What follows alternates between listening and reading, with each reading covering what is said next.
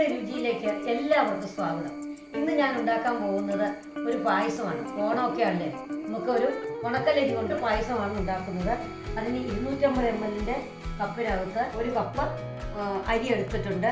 ഉണക്കലരിയാണ് എടുത്തിരിക്കുന്നത്. 700 ഗ്രാം ശർക്കര എടുത്തിട്ടുണ്ട്. 3 തേങ്ങയുടെ പാല് പിഴിഞ്ഞെടുത്ത് വെച്ചിട്ടുണ്ട്. 1-ാം പാല്, 2-ാം പാല്, 3-ാം പാല്. വറുത്തിടാനായിട്ട് തേങ്ങാക്കൊത്ത്, കശുവണ്ടി, കിസ്മിസ്, ജീരകവും ഏലക്കായും കൂടെ പൊടിച്ചു വെച്ചത്, പിന്നെ നെയ്യ്. ഇനി നമുക്ക് എങ്ങനെയാണ് ഉണ്ടാക്കുന്നതെന്ന് നോക്കാം. ആദ്യം തന്നെ നമുക്ക് ഈ ഉണക്കലരി കഴുകി ഈ 3-ാം പാലിനകത്ത് വേവിക്കാം.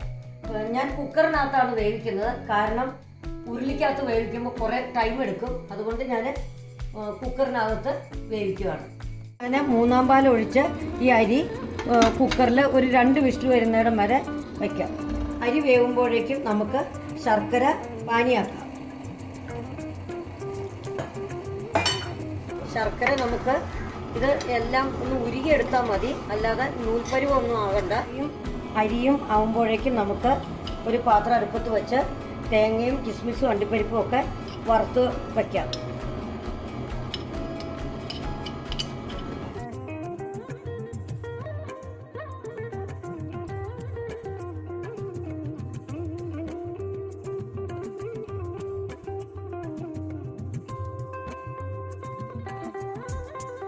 ഇത് നമ്മൾ വേവിച്ചു, അതിൻ്റെ അകത്തേക്ക് ഇടാം.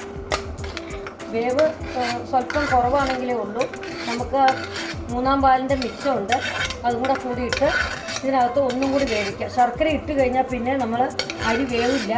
അതുകൊണ്ട് നന്നായിട്ട് വെന്തിട്ട് വേണം നമുക്ക് ശർക്കര ഇടാൻ. പിന്നെ ശർക്കര ഇടുമ്പോൾ ഒന്നും കൂടി അത് അരി ഒന്ന് ഉറയ്ക്കുകയും ചെയ്യും. അതുകൊണ്ട് നന്നായിട്ട് വെന്തിട്ട് ശർക്കര ഇടാവുള്ളൂ.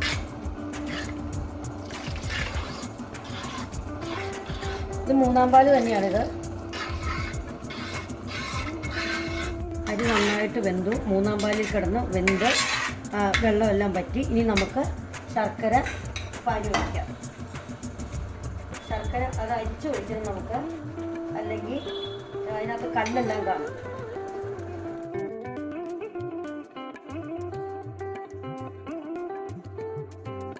ശർക്കര അരിയും കൂടെ നന്നായിട്ട് വരണ്ട് വന്നു. ഇനി നമുക്ക് 2-ാം പാൽ ഒഴിക്കാം.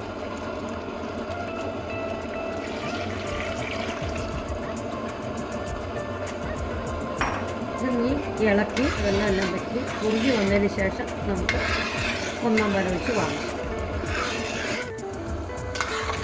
2-ാം പാൽ ഒഴിച്ച് നന്നായിട്ട് കുറുകിയിട്ടുണ്ട്.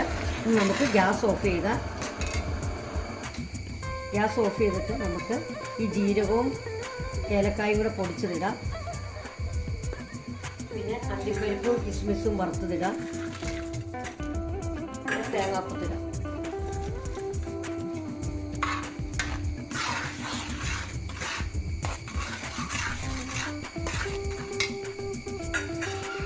ഒന്നാം പാൽ ഒഴിക്കാം.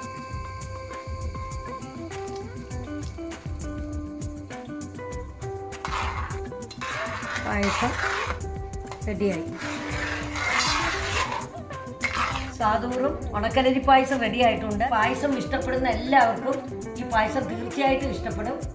നിങ്ങളും ഇതുപോലത്തെ ഓണത്തിന് ഇതുപോലെ ഒരു പായസം ഉണ്ടാക്കി നോക്കണം. എൻ്റെ ചാനൽ ഇഷ്ടപ്പെടുവാണെങ്കിൽ സബ്സ്ക്രൈബ് ചെയ്യാനും ലൈക്ക് ചെയ്യാനും മറക്കരുത്. Okay, by.